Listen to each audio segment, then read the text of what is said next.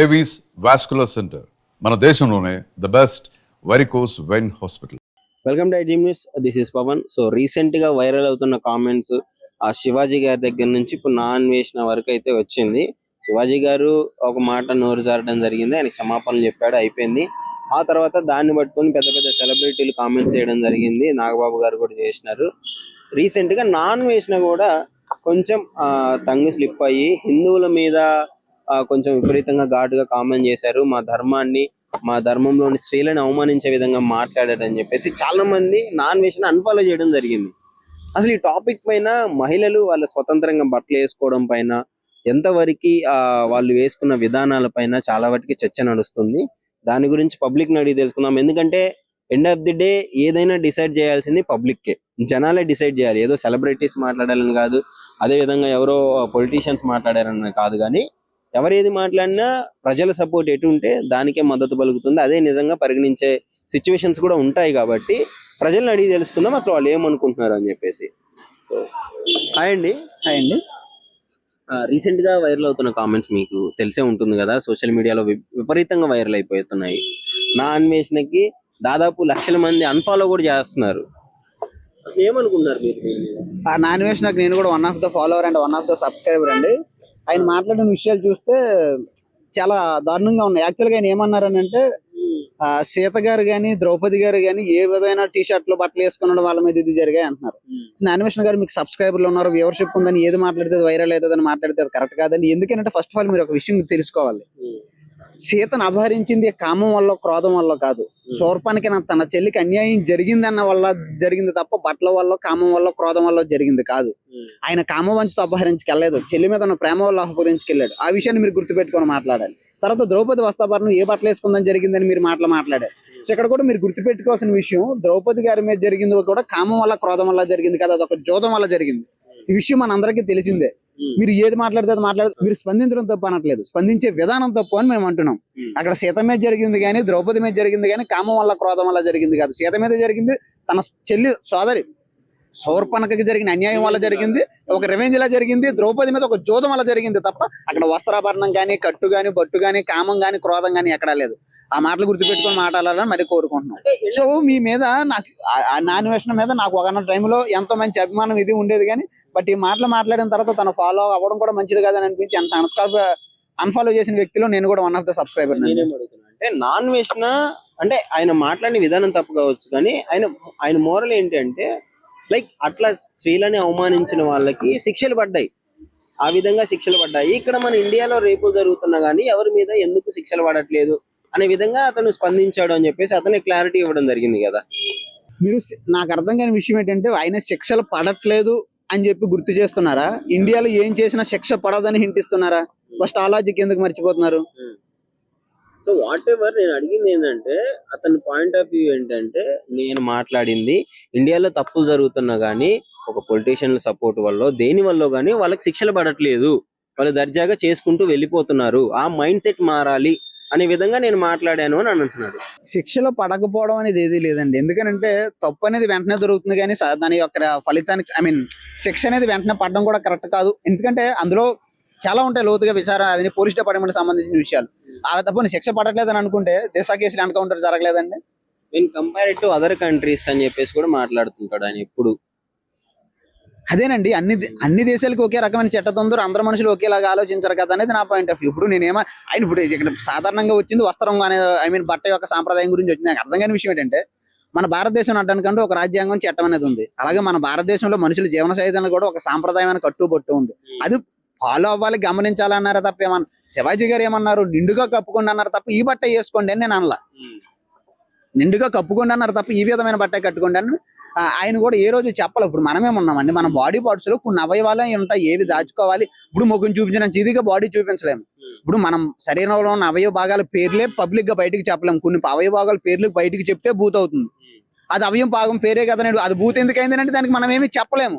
ఇప్పుడు మనం గృహప్రవేశం చేస్తామనండి, కుడుకలు పెట్టుకుని లోపలికి అంటే ఎడంకాలు పెట్టకూడదనా, అదొక శుభ సూచకం. అలాగే మన శరీరంలో ఉన్న అవయవ భాగాలకు కానీ వాటికన్నా ఒక విలువ వాల్యూ ఉంది, ఏవి చూపించాలి ఏవి దాచుకోవాలన్న ఒక పాయింట్ ఆఫ్ వ్యూ ఉన్నది అనేది నా పాయింట్. ఇదే విషయం మీద చిన్మయ్య గారు స్పందించారు. కేరళలో చీరలు కట్టుకుంటున్నారు కదా, మరి అక్కడ రేపులు జరగట్లేదు అని చెప్పేసి ఆమె అన్నారు.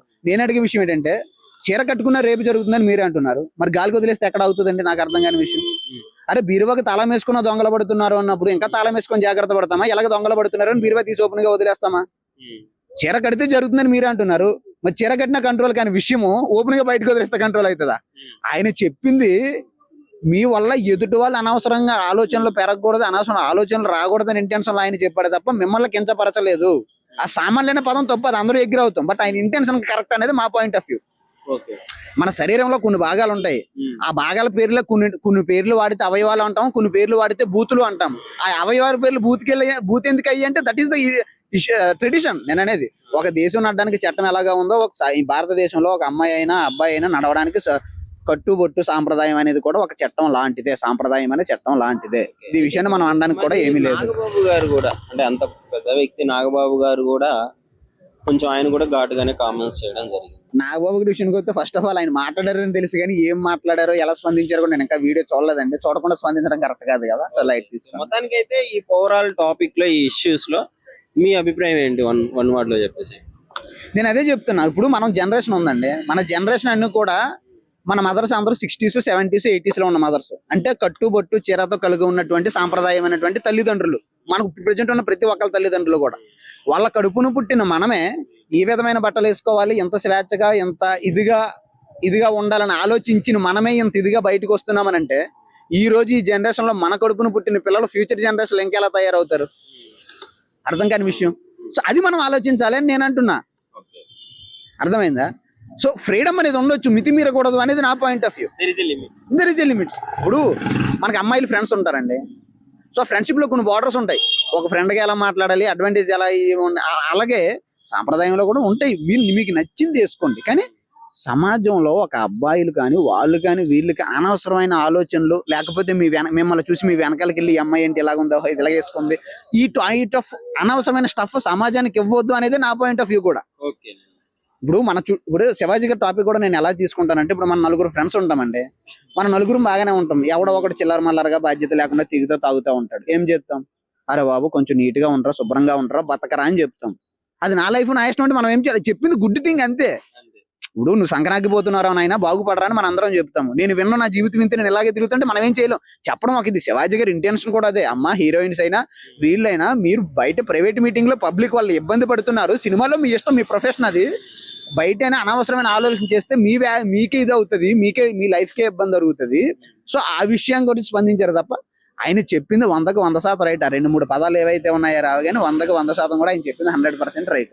సో ఫైనల్ గా ఒక టీనేజర్ గా, ఒక ఇండియన్ గా నేను చెప్పేది ఏంటంటే, భారతదేశం నడడానికి రాజ్యాంగం చట్టం అనేది ఎలాగ ఉందో భారతదేశంలో మహిళలు మెలగడానికి సాంప్రదాయం కట్టుబొట్టు కూడా అలాగే ఉండాలి కూడా.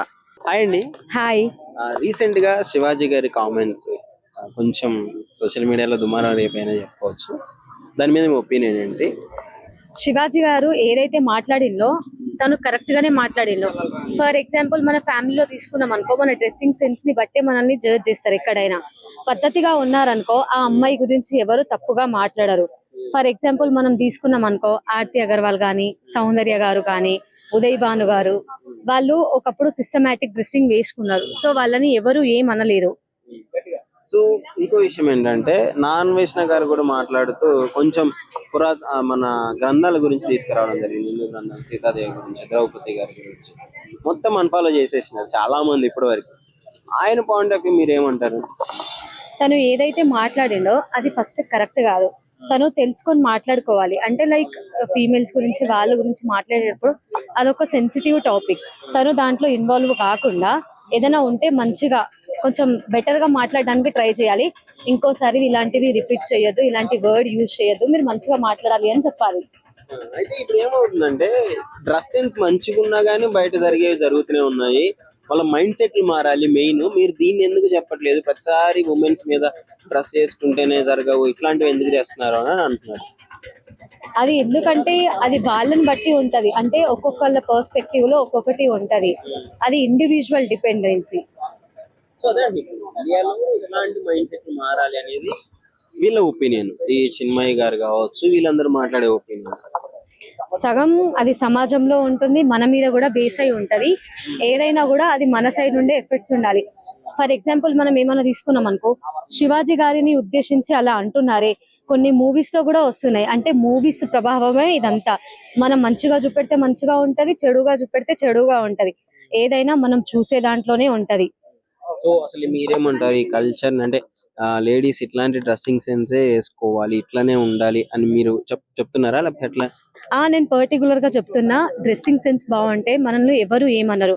మనం సిస్టమేటిక్ గా ప్రొఫెషనల్ గా ఉంటే మనల్ని ఎవరు పాయింట్ అవుట్ చేసి చేయరు. అదే కొంచెం లైక్ అన్నారు కదా గరికపాటి గారు కూడా, అమ్మాయిలు టీ షర్ట్స్ వేసుకోవడం వల్ల, అది కూడా కరెక్టే కదా. మనం ఏదైనా కూడా ఎంత ప్రైవసీలో ఉంటే అంత బాగుంటది. ఏది మనం షో ఆఫ్ చేయకూడదు. మనకు నచ్చినట్టు మనం ఉండాలి. అది వేరే వాళ్ళకి ఇబ్బంది కాకూడదు. కొంతమంది సెలబ్రిటీస్ కూడా మరి శివాజీ గారికి యాంటీగా మాట్లాడుతున్నారు. యాంటీగా మాట్లాడుతున్నారంటే చిక్కిరి చిక్కిరి అనే ఒక సాంగ్ లో కొన్ని వర్డ్స్ వచ్చాయి. ఆ సాంగ్ ని ఎందుకు మీరు పర్టికులర్ గా సామాన్లు అని ఎందుకు మెన్షన్ చేసి చూపెట్టలేదు? శివాజీ గారు ఏదైతే మాట్లాడిందో అది 100% కరెక్ట్. మన ఫ్యామిలీ వాళ్ళు, అచ్చమైన పల్లెటూరు వాళ్ళు ఆ వర్డ్స్ మెన్షన్ చేస్తారండి. సో ఫైనల్ గా శివాజీ మాట్లాడింది కరెక్టే అంటే? కరెక్టే అంటాను. తను యూజ్ చేసిన 2 టర్మ్స్ ఉన్నాయి కదా, అది కరెక్ట్ కాదు. కానీ తన వే ఆఫ్ అంటే తను చెప్పడం కరెక్ట్. ఇలా ఉండకండి అమ్మా, ఇలా ఉండండి అని తను ఏమని చెప్తున్నారంటే, మీకు హామ్ కాకూడదు, మీ ప్రొటెక్ట్, మీ సేఫ్టీ మీరు చూసుకోవాలి అని తను మెన్షన్ చేసి మాట్లాడింది అక్కడ. పద్ధతిగా ఉంటే బెటర్, మనకి ఎట్లాంటివి జరగకుండా. బయట ఇట్లాంటి పరిస్థితులు ఉన్నాయి, ఇంకొంచెం జాగ్రత్తగా ఉండాలని చెప్పినాడు అంతే. పద్ధతిగా ఉండండి అమ్మా, పద్ధతిగా ఉంటే మీకు ఏం కాదు. పద్ధతి అనే కాదు కానీ ఏదైనా మన డ్రెస్సింగ్ సెన్స్ ని బట్టే ఉంటది. మీ పేరు? కళ్యాణి. కళ్యాణి గారు, రీసెంట్ గా శివాజీ గారి కామెంట్స్ చాలా వైరల్ అయిపోయాయి. నా అన్వేషణ కూడా చాలా మంది అన్ఫాలో కూడా చేసినారు ఆయన రీసెంట్ గా కామెంట్లు చేయడం వల్ల. అసలు ఇది ఓవరాల్ గా దీని మీద మీ అభిప్రాయం ఏంటండి? ఆడపిల్ల అన్నప్పుడు బట్టలు అయితే మంచిగా వేసుకోవాలి. ఆయన అన్న దాంట్లో తప్పేం లేదు, శివాజీ గారు చెప్పిన దాంట్లో. ఎందుకంటే ఆడపిల్ల అన్నప్పుడు, ఇప్పుడు మన ఇండియన్ అన్నప్పుడు కల్చర్ దాన్ని బట్టే ఉండాలి కదా.